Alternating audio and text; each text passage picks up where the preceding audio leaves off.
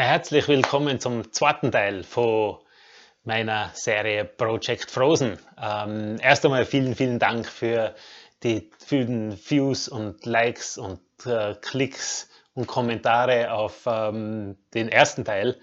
Und ja, bin echt überwältigt von den vielen Views, wo das Video jetzt gekriegt hat. Bin mir allerdings noch nicht ganz sicher, ob das daran liegt, dass bei mir ausschaut wie in einem 80er Jahre Softpornofilm oder ob es tatsächlich das Motorradl-Video war. Bis jetzt hat aber in die Kommentare noch niemand gefragt, wieso liegt da eigentlich kein Stroh rum. Dafür habe ich aber ja dieses Schaffell. Und dieses Schaffell habe ich mal gekriegt von albanischen Bauern, auch bei einer Motorradreise. Und das war meine Sitzunterlage für die Reise zum Nordkap. Und das hat sich bestens bewährt bei Kälte und bei Schnee. Und um das geht es jetzt auch im zweiten Teil, weil da brauche ich das wirklich. Es geht durch Schneestürme, es wird richtig kalt. Und es wird richtig schwierig. Allerdings werde ich auch belohnt durch wieder magische Sonnenaufgänge, durch diesmal Nordlichter und durch eine wirklich gewaltige Nacht alleine am Berg. Viel Spaß dabei! Ja, die Hinfahrt über Finnland bin ja relativ zügig angegangen, hauptsächlich eigentlich wegen diesem Wetterfenster, das ich da gesehen habe, für diese letzten Kilometer bis zum Nordkap. Für die Rückfahrt jetzt habe ich mir 3 verschiedene Varianten zurechtgelegt. Die erste Variante war auf dem schnellsten Weg wieder retour durch Finnland, so wie ich gekommen bin. Ich bin aber auf den Geschmack gekommen und wollte auf jeden Fall länger bleiben. Die zweite Variante war zurück durch Schweden. Die Bedingungen schauen da recht gut aus und ich habe mir die Varianten einmal offen lassen. Die dritte und sicher anspruchsvollste Variante war über die Küsten von Norwegen. Anspruchsvoll ist die Routen hauptsächlich wegen der ständig wechselnden Wetter- und Straßenverhältnisse. Allerdings ist sie auch landschaftlich die reizvollste, mit Highlights wie Tromsø, Senja, die Lofoten, Torgarten, Trondheim und dem Dovrefjell Nationalpark. Nach einer weiteren Nacht in Honningsvåg entscheide ich mich am nächsten Tag für die Routen über Norwegen. Und ich sollte es nicht bereuen. Als erstes mache ich mich also auf den Weg nach Tromsø. In der Früh erwartet mich schon der nächste großartige Sonnenaufgang. Und weil die Sonne ja immer recht tief steht, dauert der Sonnenaufgang gefühlte 4 Stunden lang. Also eigentlich bis wieder untergeht. Danach folgen 4 Stunden Sonnenuntergang. Was aber folgt, ist wahrscheinlich landschaftlich das schönste und einzigartigste Motorradstrecken meiner Karriere. Bei richtig magischem Licht geht's durch die verschneite Landschaft, immer entlang der Küste, links von mir das Meer, rechts die Schneewände und die Berge. Was bei der Hinreise nur so anspruchsvoll und schwierig war, war jetzt im Sonnenlicht und bei Windstille ein absoluter Hochgenuss. Und ein wohl einzigartiges Erlebnis meiner Motorradkarriere.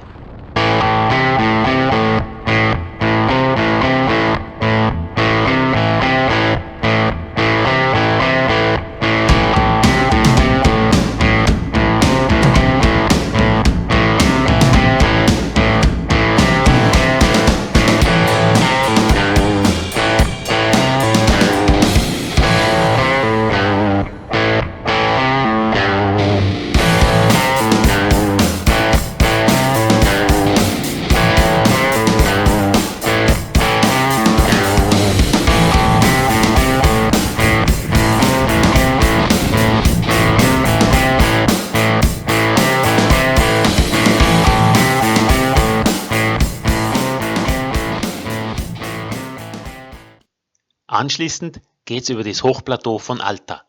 Ich habe schon viel über diesen Streckenabschnitt gelesen. Die Straße ist oft wegen widriger Wetterverhältnisse gesperrt.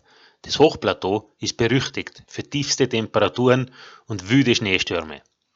Es ist eine der größten Herausforderungen der Tour. Über 100 Kilometer geht die Strecke über das Hochplateau. Noch ist das Wetter schön, doch für den Nachmittag sind Schneefälle vorhergesagt. Ich will unbedingt noch vorher über das Plateau. Kaum auf der Hochebene spüre ich schon den starken Wind. das ist jetzt echt nur einmal eine andere Nummer. Es ist ein Kampf über 100 Kilometer. Vor allem kämpfe ich, dass mir der Wind nicht von der Straße weht. Über 3 Stunden lang muss ich mich gegen den Wind legen und wild am Lenker zerren, damit es mich nicht von der Straße runterhaut. Ich muss zugeben, dass ich mich überhaupt nicht wohlfühle. Gegen Mittag schaffe ich es nicht einmal mehr, mich zu konzentrieren. Ich kämpfe gegen den brutalen Seitenwind und die Temperatur sinkt auf minus 20 Grad. Bei 80 km/h Geschwindigkeit, die ich fahre, und ebenso starkem Wind, der von der Seite weht, ist es eine gefühlte Temperatur von mindestens minus 40 Grad. So fühlt es sich auch tatsächlich an. Die Kälte zehrt extrem an der Substanz.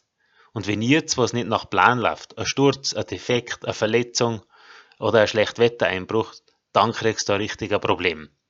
Hier ist die Grenze zwischen ist das eine coole Tour und was macht der Trottel eigentlich da mit dem Motorrad im Winter, extrem schmal. Leider gibt es kaum ein Video oder Fotomaterial, weil aufgrund der Kälte alle Akkus in kürzester Zeit tot waren. Nach dem Altafjell geht es weiter durch Bilderbuchfjorde und ich suche mir 100 Kilometer vor Tromsø was zum Schlafen, weil die Schlechtwetterfront auch schon näher kommt. Vorm Abendessen aber checke ich nochmal meine Nordlicht-App. Der KP-Index steht auf 5, das heißt 100% Wahrscheinlichkeit für Nordlichter. Ich suche mir einen einsamen Parkplatz auf einer Anhöhe und tatsächlich zwang sie nach kurzem Warten die ersten Farbenspiele am Himmel. Eine Freundin von mir hat noch gemeint, sie braucht ein cooles, aber seriöses Foto von mir für eine Zeitschrift. Irgendwo, wo ich ausschaue wie Superman oder so. Ich hab's probiert, ehrlich. Leider hat's aber nur für Captain Morgan gereicht.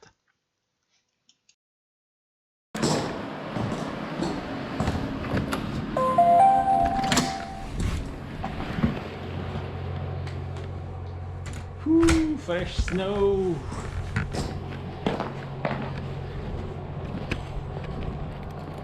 Yay!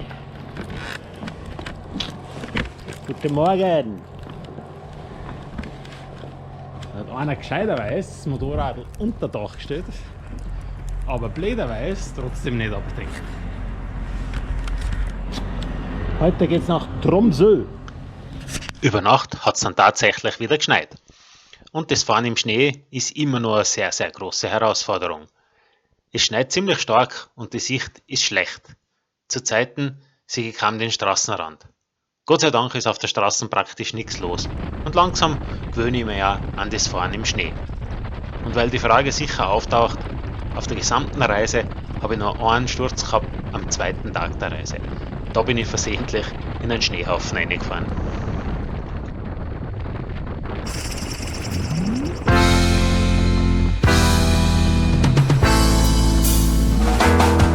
I'm so high, yeah, like a bird in the sky, yeah, I am so high, yeah, I'm feeling alright, yeah, woke up this morning with the sun in my eyes, feeling high, got no disguise. Rolled up a spliff, took a deep, deep breath. Now I'm floating, leaving all my stress. I am so high, like a bird in the sky, flying so free. Watch me touch the sky. I am so high, yeah, I'm feeling alright. With the urban band, everything's so bright.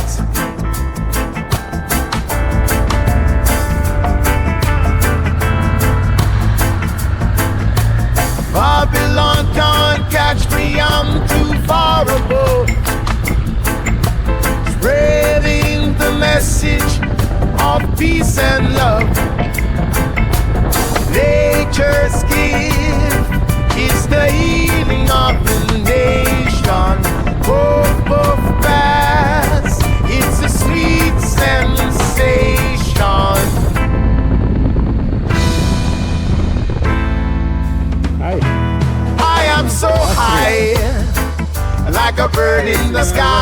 high, flying so free. Watch me touch the sky. I am so high, yeah, I'm feeling alright. With the herb in my hand, everything's so bright.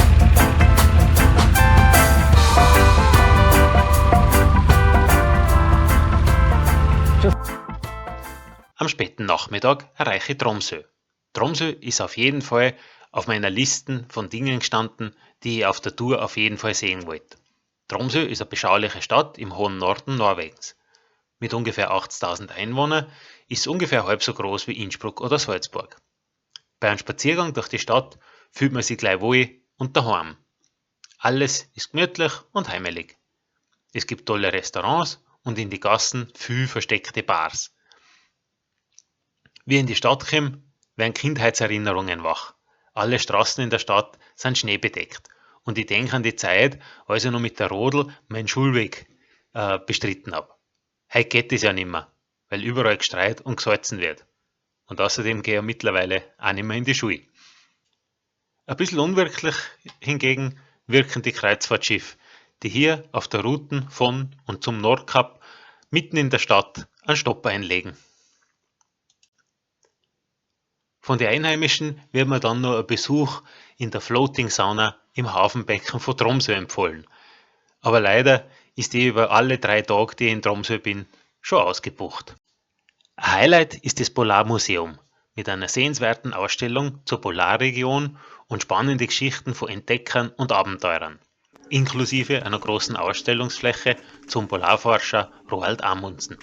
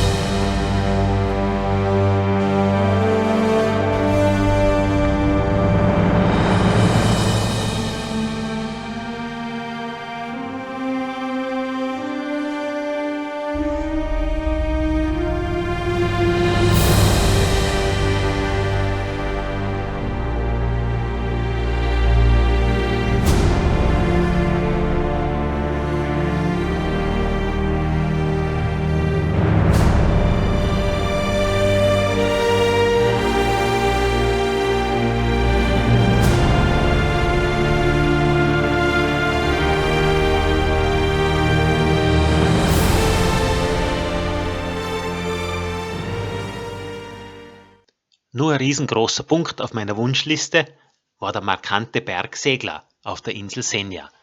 Ich studiere schon seit Tagen Wetter, Wind und Wolken und das Timing für eine Nacht am Berg schien halbwegs zu passen. Also auf zur Fähre von Tromsø auf die Insel Senja.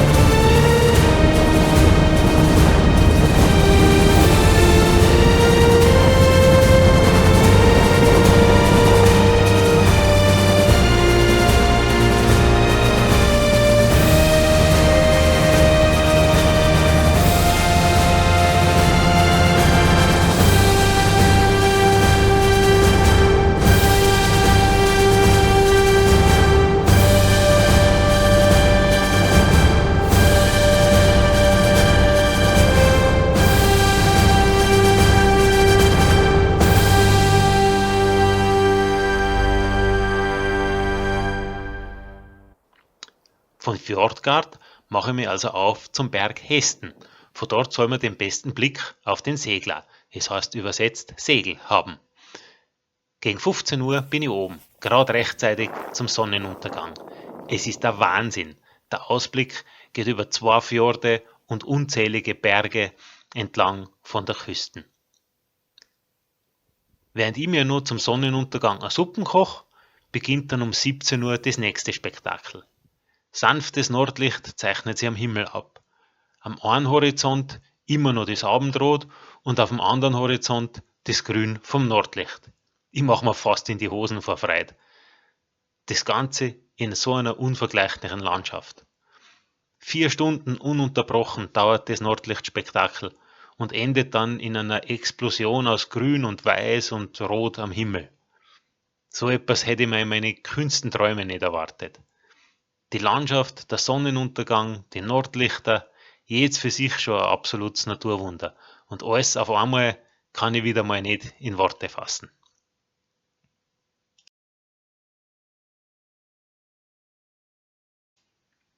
Irgendwann verkrieche ich mich dann doch in mein Zelt und versuche zu schlafen.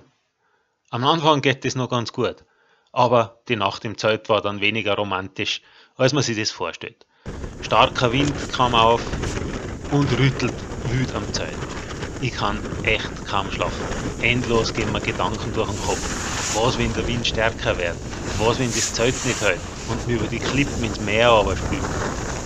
Ich stehe auf, mitten in der Nacht verankert das Zelt mit allen möglichen Gegenständen, die ich finde.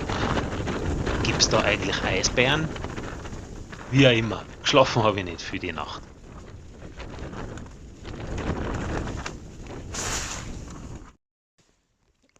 Guten Morgen.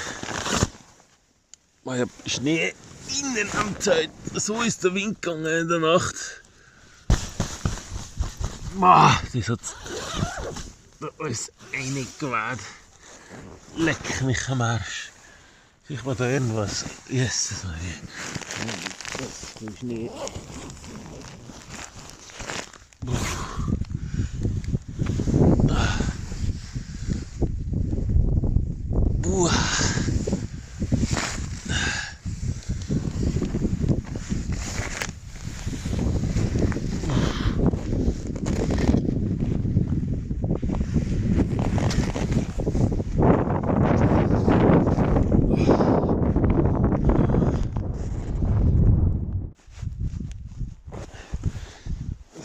Guten Morgen.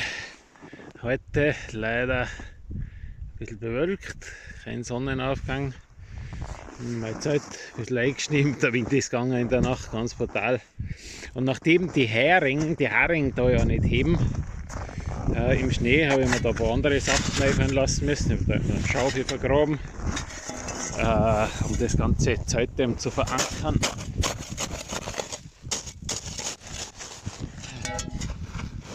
Oder einfach meine Packtaschen.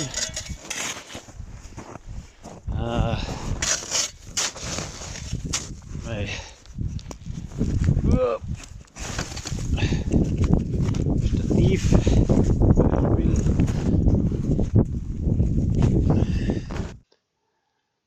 Am nächsten Tag dann Abstieg vom Berg und weiter geht's in Richtung Lofoten.